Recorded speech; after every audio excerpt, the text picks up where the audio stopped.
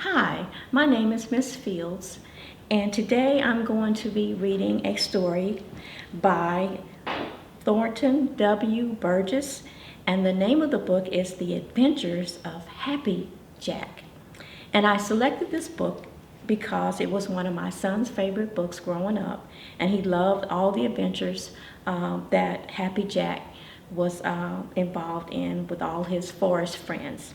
So today, beginning with chapter 1, Happy Jack drops a nut.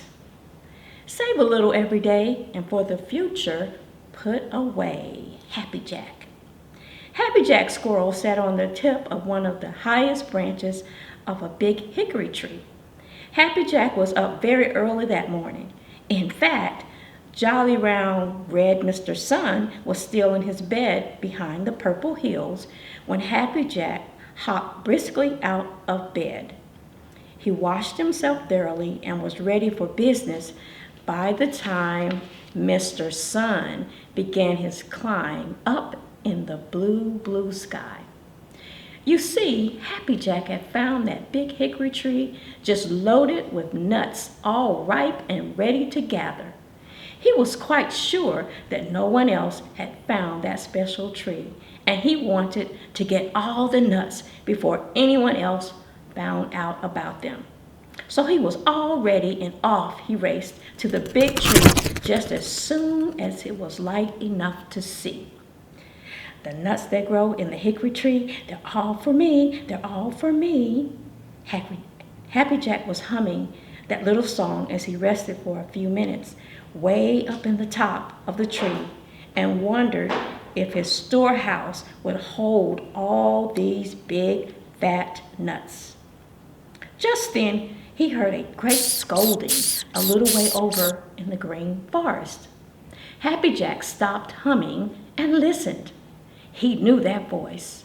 It was his cousin's voice, the voice of Chatterer the Red Squirrel. Happy Jack frowned. "I hope he won't come over this way," muttered Happy Jack. He does not love his cousin Chatterer anyway. And then there was the big tree full of hickory nuts. He didn't want Chatterer to find that. I am afraid that Happy Jack was selfish. There were more nuts than he could possibly eat in one winter, and yet he wasn't willing that his cousin Chatterer, the red squirrel, should have a single one. Now Chatterer is short-tempered and a great scold. Someone or something had upset him this morning, and he was scolding as fast as his tongue could go as he came running right towards the tree in which Happy Jack was sitting.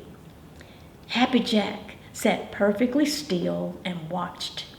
He didn't move so much as the tip of his big gray tail. Would Chatterer go past and not see that big tree full of nuts? It looked very much as if he would, for he was so busy scolding that he wasn't paying much attention to other things. Happy Jack smiled as Chatterer came running under the tree without once looking up. He was so tickled that he started to hug himself and didn't remember that he was holding a big fat nut in his hands.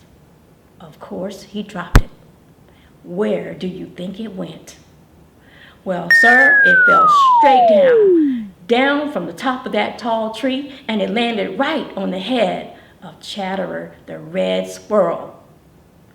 "My stars!" cried Chatterer, stopping his scolding and his running together and rubbing his head where the nut had hit him. Then he looked up to see where it had come from. Of course, he looked straight up at Happy Jack. "You did that purposely!" screamed Chatterer, his short temper flaring up. "I didn't!" snapped Happy Jack. "You did!"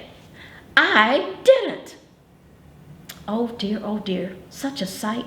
Two little squirrels, one in a gray suit and one in a red suit, contradicting each other and calling names. It was such a sad sight, for you know they were cousins. So that ends my chapter for today. I hope you enjoyed the chapter, and if you would like to find out more about what happens in the story, please stop by the library and take a look at what we have along with these stories. Thank you for tuning in today, and talk to you soon. Thank you.